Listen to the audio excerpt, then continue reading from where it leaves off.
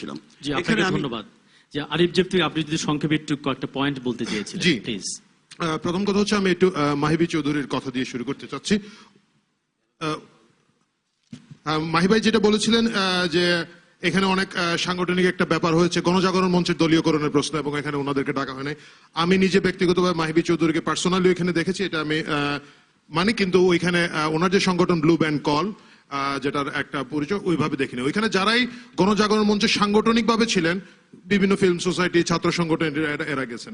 এই কথাগুলো ইদানিং খুব ছড়ানো হয়। আমি দেখেছি আমাদের সিনিয়র লিডার শহীদুদ্দিন এনি, ছাত্র দলের এক সময়কার খুব তুখুর নেতা, উনি বলেছেন যে উনি কার সঙ্গে যেন যোগাযোগ করেছিলেন, উনি ওখানে যাবেন। এবং আমার নিজের কাছে খুব খারাপ লেগেছে এই কারণে, ঢাকা বিশ্ববিদ্যালয়ের একজন এত বড় ছাত্র নেতা ঢাকা বিশ্ববিদ্যালয় এলাকায় যাবেন, তার সঙ্গে যোগাযোগ করে যাবেন কেন? এটার দরকার ছিল না, এনিভাই যেতে পারতেন। যে কথাটা মাহিবি চৌধুরী বলছেন যে ওনাদের সংগঠনকে ডাকা হয় না, এরকম কিছু না। ওইখানে যারা যেখানে গ্রুপ ধরেছিলেন ওনারা ছিলেন। এখানে একটু কথা আছে, জামাত নিষিদ্ধের দাবি কিন্তু গণজাগরণ মঞ্চের থেকে তোলা হয় নাই। গণজাগরণ মঞ্চ থেকে বলা হয়েছিল যুদ্ধাপরাধী সংগঠন হিসাবে জামাত শিবিরের সাংগঠনিক বিচার করতে হবে। আমরা যুদ্ধাপরাধীর বিচারের ফোকাসে আছি, এবং এই বিচার প্রক্রিয়া যেটা হবে সেটাই হচ্ছে কথা। আমরা কিন্তু আমাদের 6 দফার মধ্যে জামাত শিবির নিষিদ্ধের কোনো কথা নাই। তারপরে বলা হচ্ছে একটা বিষয় স্মরণ করতে চাই, যুদ্ধ অপরাধী নবী করিম সাল্লাল্লাহু আলাইহি ওয়াসাল্লামের সাথে অপরাধী মানে কটাক্ষ শব্দের সাথে ওনারা জড়িত কতটুকু আছেন এটা একটু ক্লিয়ার করুন। আমি আপনাকে বলতে চাই, আমরা যুদ্ধ, আপনি নবী করিম সাল্লাল্লাহু আলাইহি ওয়াসাল্লামকে কটাক্ষ যারা করেন তাদের ব্যাপারে আপনাদের মন্তব্য কি, মতামত কি? তাদের ব্যাপারে আমাদের মন্তব্য হচ্ছে, আপনি দেখবেন আমরা যুদ্ধাপরাধীর যে বিচার চাচ্ছি এটা রাষ্ট্রীয় আইনের মধ্যে বিচার চাচ্ছি। যারা নবী করিম সাল্লাল্লাহু আলাইহি সাল্লামকে বেইজ্জত করবে তাদের নামে 2006 সালের একটা পরিষ্কার আইন আছে, সেই আইন অনুযায়ী তাদের বিচার হবে।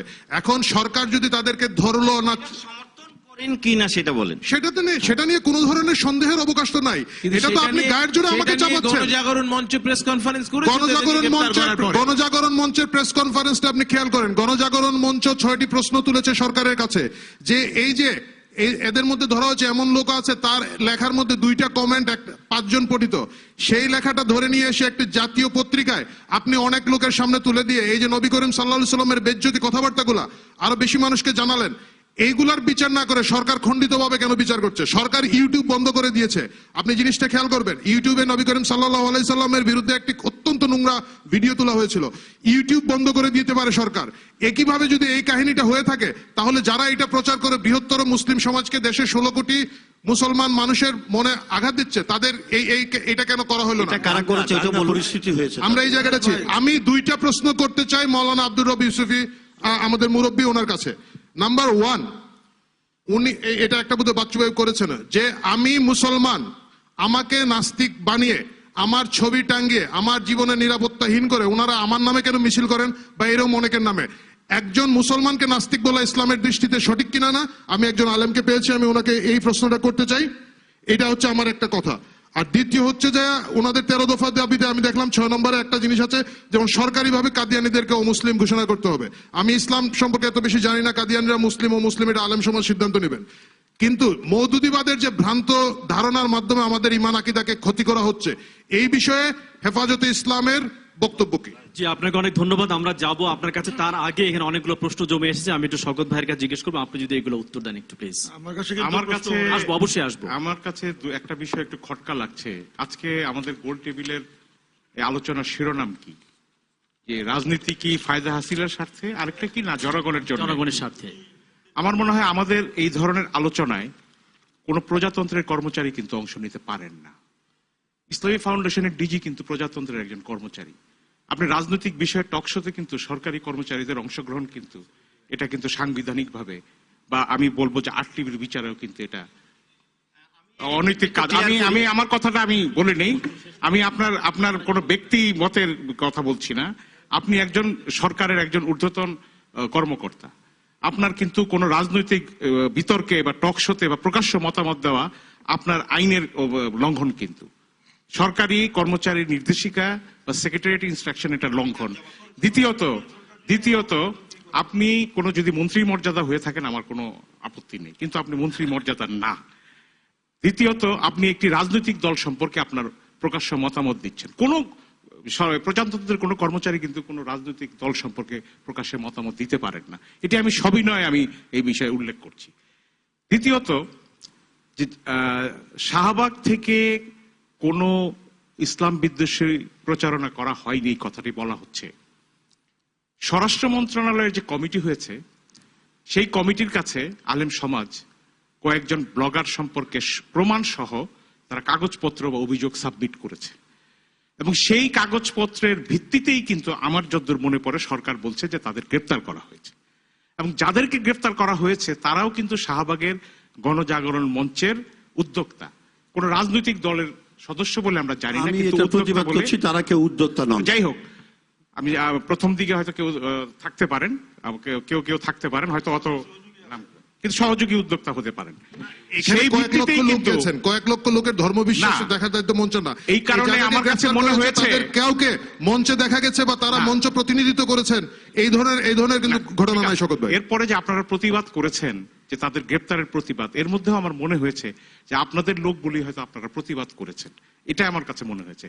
কিন্তু একটি কথা, যে স্বরাষ্ট্র মন্ত্রণালয়ের এই কমিটির কাছে যদি আলেম সমাজ প্রমাণ সহ কোনো অভিযোগ দিয়ে থাকে, আপনারা পাল্টা প্রমাণ দিয়ে কেন ওই কমিটির কাছে হাজির হলেন না যে এইগুলো সত্য নয়, তারা এইগুলো লেখেনি? এই প্রশ্নটাও তো আমাদের কাছে উঠতে পারে। তৃতীয়ত, আমাদের অ্যাডভোকেট রেজাউল ভাই বলেছেন যে বিসমিল্লাহ আছে। এখন বিসমিল্লাহ মানে আল্লাহর প্রতি অবিচল আস্থার কথাটা আগে সরাসরি ছিল, এখন বিসমিল্লাহ রহমানের রাহিম দিয়ে আমাদের বুঝে নিতে হবে। এই কাটা ছেড়াটা কেন? আপনি বলছেন যে আপনারা আইনের মানুষ, আমরা জানি না, আপনি misunderstood কিন্তু আমাদের তো করতেছেন। একটা বোধ বুদ্ধি আমি আছে। আপনার কাইন্ড ইনফরমেশন জন্য বলি, বিসমিল্লাহ আছে আলাদাভাবে, বিসমিল্লাহ আলাদাভাবে আছে। আর প্রস্তাবনার দ্বিতীয় প্যারাগ্রাফে পরম করুণাময় আল্লাহ রাব্বুল আলামিনের নামে দিয়ে শুরু করা হয়েছে। এই শুরুটা দিয়ে কি আমার অবিচল আস্থা বুঝে নিতে হবে? আমার উপর আমি পরিপূর্ণ বিশ্বাস। আমি ওনার বক্তব্যের 116 তো সাথে ভিন্ন জিনিস। শুনেন, আমি আরে, ওনার আমি- আমার আমি- শওকত ভাইয়ের 116 হলো আমাদের জুডিশিয়ারি সংক্রান্ত বিষয়, 116 কিন্তু বিসমিল্লাহ না। আমি শওকত ভাইয়ের বক্তব্যের প্রেক্ষিতে বলতে চাচ্ছি, ভাই, একটু আমি শওকত আপনি ভাইয়ের ব্যক্তিগতভাবে যে আপনার সম্পর্কে বলা হচ্ছে সেইটার জবাব শুনতে সেটাই। এই বাইরে আমি না। শওকত ভাইয়ের সাথে বলতে চাচ্ছি, ইসলামী ফাউন্ডেশন একটা স্বায়ত্তশাসিত সংস্থা। 1, 2 নাম্বার হলো আমার কাজ হলো শুধু আদম সন্তান, শুধু মুসলমান নয়, পৃথিবীর যে কোনো আদম সন্তানের কাছে কোরআনের বাণী পৌঁছায় দেওয়া, প্রচার প্রসারের কাজ করা। তা আপনি যখন একজন মুসলমান বা একজন আদমের সন্তান, আপনার কাছে যাওয়া আমার দায়িত্ব ফাউন্ডেশন অ্যাক্ট অনুসারে। আমার ফাউন্ডেশন অ্যাক্টে এই গত 35 বৎসরে যারা যারা কাজ করেছে, তাই আমি যে দেশের নাগরিক জন্মসূত্রে, সেই দেশের নাগরিকের যে আপনারা যে বা কেউ যদি কিছু বলে, আমার 35 বছর ইতিহাস থেকে আমি যা দেখেছি, বঙ্গবন্ধু কি করেছেন, আপনারাও কি করেছেন, এবং কি করেছেন, সেগুলো জাতির সামনে তুলে ধরবো। এটা আমার দায়িত্ব। কোরআনের কথা হচ্ছে না, আমি আপনি তো কথা বললে এই এটা কথাগুলো তো বলতে- কোরআনে না, না। না, আমার মনে হয় আপনি স্বায়ত্তশাসিত সংস্থার প্রধান বলে আপনি কিন্তু সরকারি আইনের আমি ঊর্ধ্বে নন। আমি স্বায়ত্তশাসিত সংস্থার প্রধানরাও সরকারের স্বায়ত্তশাসিত অধীনস্থ। সংস্থার আমার দায়িত্ব হলো BIWTC কোরআন চেয়ারম্যান হাদিসের কখনো জিনিসের প্রচার করা। BIWTC তাই আজকে চেয়ারম্যান যে কখনো আপনার রাজনৈতিক কাছে বিতর্ক আসছি, করতে পারেন না, এটাও স্বায়ত্তশাসিত না, সংস্থা। আপনার মাধ্যমে, এই অনুষ্ঠানের মাধ্যমে এখানে আমি পার্লামেন্টের বিভাগ নয়, দেখেন, আমার কাছে কিন্তু অনেক মঞ্চে বিষয়। চাই নাই, জাতিকে জি, please। ইসলামের আব্দুল প্রচার সাহেব, প্রসারের আপনাকে- জন্য সাহেব, আসলে আমি বিষয়টা clear সকল হওয়া দরকার। দলের কাছেও জাতি আমি জানতে যাব। চায় আমার যে আসলে ইমামরা ইমামতি ধর্মে কি করছে বলেছে আর বিভিন্ন ওনারা কি মসজিদে, তো সেই জন্য আমি তো যাবই। এই কাজের আপনাকে জন্য অনেক ধন্যবাদ। জি, আপনি thank you। থামেন।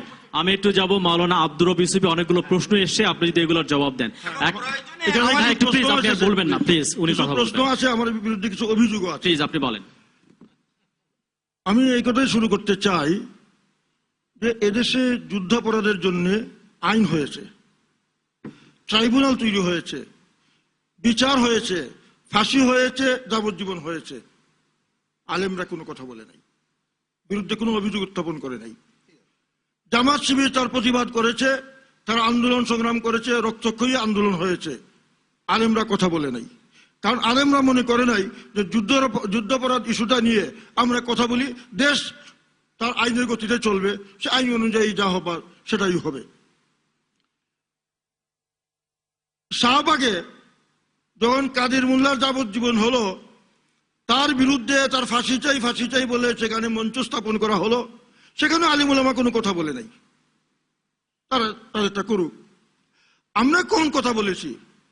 যখন রাজীব এবং মহিউদ্দিন, আসিফ মহিউদ্দিন, এই দুইজনের ব্লগের আপত্তিকর বক্তব্যটা পেপার পত্রিকায় আসলো, কারণ আমরা আলেমরা এই জাতীয় ব্লগ টক এগুলি কম দেখি, সুযোগও কম, আমাদের অন্য জগৎ। যখন পত্র পত্রিকায় আসলো, আসার পরে তখন আলেমরা বা ইসলামিক দলগুলো এটার প্রতিবাদ জানালো যে এটা চলতে পারে না।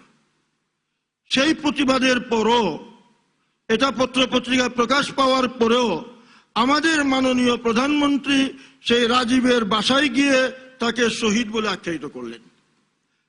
আমাদের মহান সংসদে অনেক আলোচনা হয়েছে, স্পিকার এই বলে এটা সমাপ্তি টেনেছেন যে আমরা তার এই নিহত হওয়ার ঘটনায় আমরা মর্মাহত ও শোকাহত।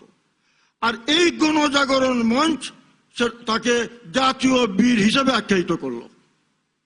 তাহলে এই যে একজন লোক যে আল্লাহর নবীকে কটাক্ষ করেছে, এবং কেমন কটাক্ষ করেছে, হ্যাঁ, যে আমি শুধু একটা অংশ বলবো যে ঠিক আছে, আমার দিদি সাহেব বলছেন আসলে এটা খুব খারাপ, সেটা বলে আরেকবার এটাকে ছোট করা, শব্দটা না বলাটাই ভালো। এমন ভাবে উনি কটাক্ষ করলো। সেই লোকটাকে যখন গণজাগরণ মঞ্চ থেকে তার বিষয়টি প্রকাশ পাওয়ার পরও জাতীয় বীর হিসাবে আখ্যায়িত করলো, তাহলে কি মহানবীর উপর আক্রমণ করার কারণে সে জাতীয় বীর হলো? তারপরে আমি আসতে চাই, এই যে জাতীয় আমাদের সংবিধানে আল্লাহর উপর আস্থা ও বিশ্বাস, এখানে একটু ভুল বুঝাবুঝি হয়ে গেছে। আসলে সংবিধানে আল্লাহর উপরে আস্থা ও বিশ্বাস এটা ধর্ম নিরপেক্ষতার স্তরে মূলনীতির মধ্যে ছিল। আমাদের সরকার এটাকে মূলনীতি থেকে আউট করে দিয়ে এখানে আবার সেই পুরানা ৭২ সনের আবার ধর্ম নিরপেক্ষতা প্রতিস্থাপন করেছেন। আর বিসমিল্লাহ কখনো সংবিধানের মূলের অন্তর্ভুক্ত ছিল না, প্রস্তাবনার মধ্যে ছিল। আমরা যখন এই ধারা মূলনীতি পরিবর্তন করা হয়, আমরা হরতাল দিয়েছি এবং আমি হরতাল ঘোষণা করেছিলাম।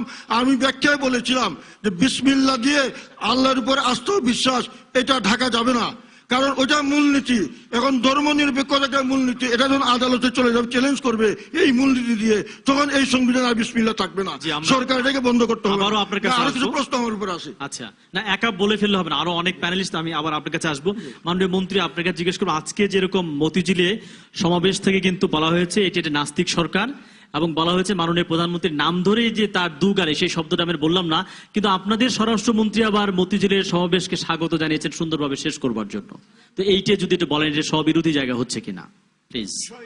মাইক্রোফোন। বিষয় আসলে এখানে একটু আমি আপনাকে বলতে চাই, আমরা এই জন্য জানিয়েছি যে ওনাদের সঙ্গে সরকারের একটা চুক্তি ছিল, চুক্তি ঠিক নয়, আসলে একটা সমঝোতা ছিল যে যাতে সুষ্ঠুভাবে শান্তিপূর্ণভাবে তারা এই সমাবেশটা সমাধান করে, সমস্যা শেষ করেন, এবং সেটা ওনারা করেছেন। সেই কারণে আমরা তাদেরকে ধন্যবাদ দিয়েছি। যাক, আপনারা সুন্দরভাবে জামাত ইসলামের মতো বা তাদের পাল্লায় পড়ে ওনারা যে এখানে কোনো নাশকতা করেন নাই, এই জন্য ওনাদেরকে ইয়ে করা হয়েছে, ধন্যবাদ জানানো হয়েছে।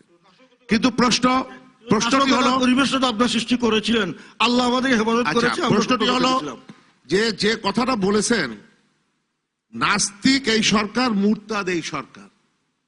আমি মৌলানা রব সাহেবকে জিজ্ঞেস করি, নাস্তিক শব্দের অর্থটা কি? আমরা বাংলা যদি বলি যে সৃষ্টিকর্তার উপরে যার বিশ্বাস নাই, আর মুরতাদ উনি বলেছেন ধর্মদ্রোহী।